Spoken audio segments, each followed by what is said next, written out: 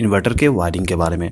दोस्तों यहाँ पे आप एक स्विच बोर्ड देख रहे हैं। इसी स्विच बोर्ड में हम इन्वर्टर का वायरिंग करना सीखेंगे। तो कैसे वायरिंग करेंगे दोस्तों, देखिए यहाँ पे जो हमारा स्विच बोर्ड है इसके साथ में 3 लोड कनेक्ट है और एक पावर सॉकेट, ठीक है। तो यहाँ पे फैन और इस बल्ब को हम इन्वर्टर के साथ कनेक्ट करेंगे और ये जो बल्ब है और ये पावर सॉकेट इसको हम नॉर्मल पावर सप्लाई के साथ कनेक्ट करके रखेंगे, ठीक है। तो दोस्तों यदि आपको स्विच बोर्ड का वायरिंग करना नहीं आता और आप सीखना चाहते हैं कि किस प्रकार से हम स्विच बोर्ड का वायरिंग करते हैं, तो दोस्तों उसके लिए मैंने वीडियो बनाया हूँ। उस वीडियो में मैंने एक्सप्लेन किया हूँ कि ये जो स्विच बोर्ड है उसको किस प्रकार से वायरिंग किया गया है, ठीक है। तो आप उस वीडियो को देख सकते हैं। उस वीडियो का लिंक मैं डिस्क्रिप्शन में दे दूंगा, ठीक है दोस्तों।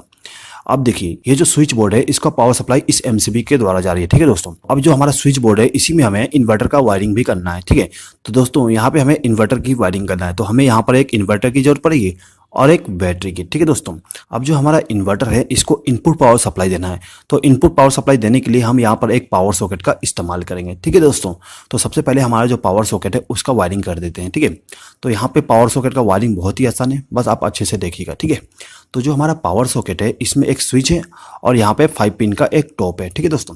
तो हम क्या करेंगे कि ये जो स्विच है इसको फेज सप्लाई देना है, ठीक है। तो यहाँ से एक वायर को कनेक्ट करके इस स्विच के ऊपर वाले टर्मिनल के साथ कनेक्ट कर देंगे, ठीक है। अब जो हमारा 5 पिन का टॉप है, अब उसके दाहिने साइड में ये वाली जो पिन है, ठीक है, ये वाली, इस पिन को हमें फेज सप्लाई देना होता है, ठीक है। तो हम क्या करेंगे कि यहाँ से एक वायर को कनेक्ट करके इस पिन के साथ कनेक्ट कर देंगे, ठीक है दोस्तों।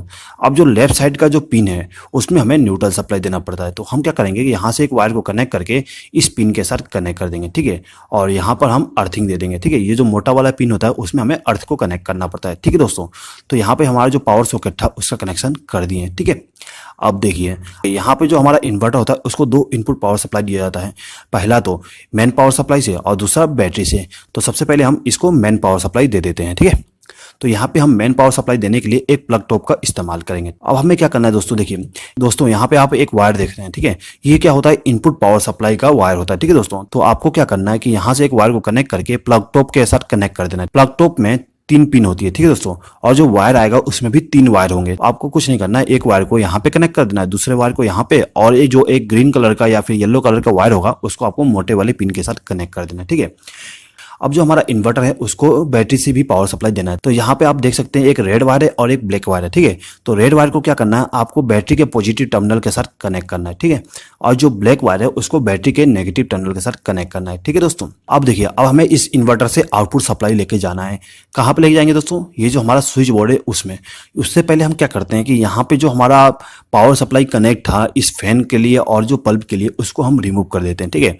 तो ये जो हमारा फैन था इसको पावर सप्लाई देने के लिए यहाँ पर एक वायर कनेक्ट है, ठीक है, ये वाली वायर। तो हमें इस वायर को रिमूव करना पड़ेगा, तो हम इसको निकाल लेते हैं, ठीक है। उसके बाद ये वाला बल्ब को भी हमें इन्वर्टर के द्वारा पावर सप्लाई देना है, तो इसका इनपुट पावर सप्लाई ये वाली वायर हो गई, ठीक है। तो इस वायर को भी हमें यहाँ से रिमूव करना पड़ेगा, तो यहाँ से रिमूव कर देते हैं, ठीक है दोस्तों। तो यहाँ पर हमने फैन के लिए और जो बल्ब के लिए पावर सप्लाई जा रही थी उसको हमने रिमूव कर दिया, ठीक है दोस्तों। ये जो हमारा स्विच बोर्ड है इसमें मेन पावर सप्लाई आई है, ठीक है।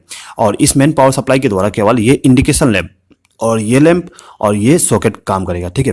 बाकी ये जो लैंप है और ये जो फैन है वो काम नहीं करेगा। तो इसको पावर सप्लाई देने के लिए हम क्या करेंगे कि ये जो हमारा इन्वर्टर है उसके द्वारा पावर सप्लाई देंगे, ठीक है दोस्तों। ये जो हमारा स्विच बोर्ड है उसमें इन्वर्टर का पावर सप्लाई लेके जाने के लिए हम क्या करेंगे, यहाँ पर एक 2 पिन प्लग टॉप का उपयोग करेंगे। तो दोस्तों ये जो हमारा प्लग टॉप है उसका दाहिने वाले पिन के साथ एक वायर को कनेक्ट करके हम क्या करेंगे कि हमारा जो स्विच है ये वाली उसमें कनेक्ट कर देंगे, ठीक है। तो क्या हो गया, इससे हमारा जो फैन था उसको इनपुट पावर सप्लाई मिल गया। अब यदि हम इस स्विच को प्रेस करेंगे तो क्या होगा, पावर सप्लाई यहाँ से फ्लो होते हुए रेगुलेटर के द्वारा फैन में चली जाएगी और जो हमारा फैन है वो ऑन हो जाएगी, ठीक है दोस्तों। एक बात हमेशा याद रखना, हम इन्वर्टर से केवल फेज सप्लाई का इस्तेमाल करते हैं, न्यूट्रल सप्लाई का इस्तेमाल नहीं करते हैं। न्यूट्रल सप्लाई जो रहेगा हमारा जो मेन पावर सप्लाई है वही वर्क करेगा, ठीक है दोस्तों। तो यहाँ पे हमें न्यूट्रल सप्लाई लेके जाने की जरूरत नहीं है, केवल फेज सप्लाई लेके जाना है, ठीक है दोस्तों। अब जो हमारा ये बल्ब है इसको भी हमें इन्वर्टर के द्वारा पावर सप्लाई देना है, ठीक है। तो इसके लिए भी हम क्या करेंगे कि यहाँ से एक वायर को कनेक्ट करके इस टर्मिनल के साथ कनेक्ट कर देंगे, यानी कि स्विच के इनपुट टर्मिनल पे कनेक्ट कर देंगे, ठीक है।